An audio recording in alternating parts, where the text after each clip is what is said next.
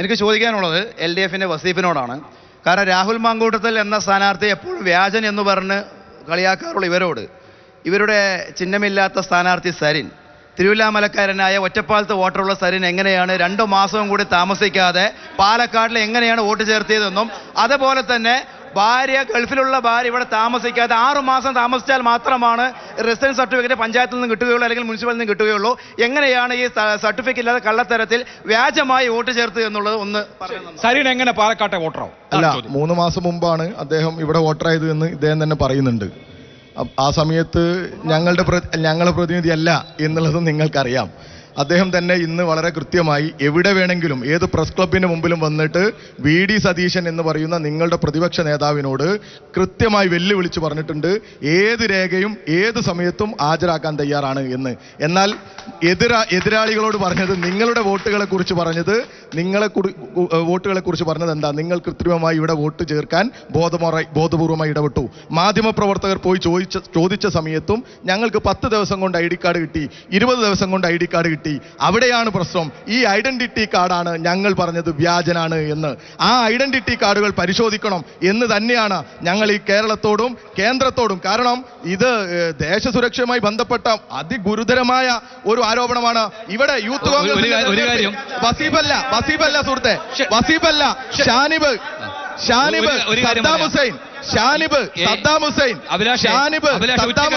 കോഴിക്കോട്ടെ നിങ്ങളുടെ national coordinator, youth കോൺഗ്രസിന്റെ ഭാരവാഹികളാണ്.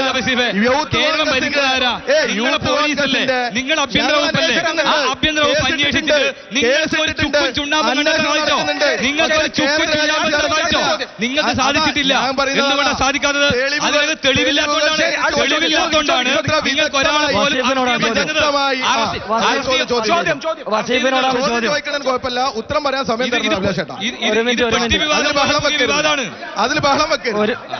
ഒരു മിനിറ്റ്. നിങ്ങൾ പറഞ്ഞു സരിന് കോൺഗ്രസിലുണ്ടായിരുന്ന സമയത്ത് ആദർശം ശരിയില്ലാത്തത് കൊണ്ടാണ് CPM-ലേക്ക് വന്നത്. എപ്പോഴാണ് സരിന് ഈ ആദർശം ശരിയില്ല എന്ന് തോന്നാനുണ്ടായ കാരണം? രണ്ടാമത്തെ, അതായത് കോൺഗ്രസ് സീറ്റില്ല എന്ന് കണ്ടതുകൊണ്ടാണ് ആദർശം മാറാൻ കാരണം. രണ്ടാമത്തേത് BJP-ന്റെ ആളോടാണ്, സരിന് നിങ്ങളുമായിട്ട് ചർച്ച നടത്തിയിട്ടുണ്ടോ സ്ഥാനാർത്ഥിയാവാൻ? ഇവിടെ ഞാൻ പറഞ്ഞല്ലോ, സരിൻ മാത്രമല്ലല്ലോ, ഷാനിബ് നിങ്ങളുടെ യൂത്ത് കോൺഗ്രസിന്റെ സംസ്ഥാന സെക്രട്ടറിയാണ്. ഇന്ന് നിങ്ങളുടെ ഒരു വിക്കറ്റ് കൂടി നഷ്ടപ്പെട്ടിട്ടുണ്ട്.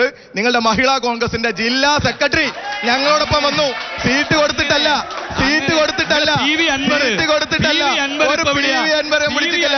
സ്വതന്ത്രന നിങ്ങളുടെ യൂത്ത് കോൺഗ്രസിന്റെ ഭാരവാഹികൾ കൂട്ടത്തോടെ പത്തനംതിട്ടയിൽ നിന്ന് ഉത്തരം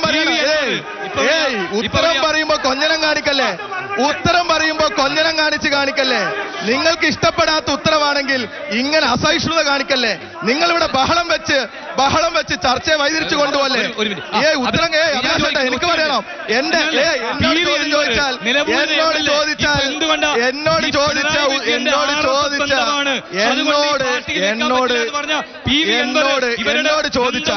ഞാനല്ലേ അതിന്റെ ഉത്തരം പറയേണ്ടത്. എന്നോട് ചോദിച്ച ചോദ്യത്തിനല്ലേ ഞാൻ ഉത്തരം പറയേണ്ടത്. അടുത്ത വിക്കറ്റ്.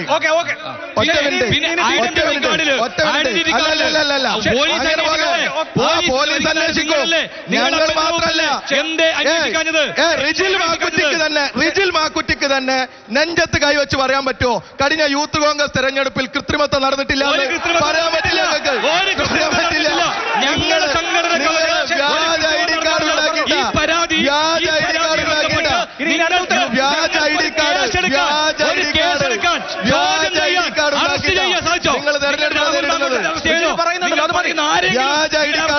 വ്യാജ ID കാർഡ് ഉണ്ടാക്കിയിട്ട് പിന്നെ ഇത് ട്രോളി പോലെ സർവത്ര വ്യാജമാണ്. സുരേന്ദ്രൻ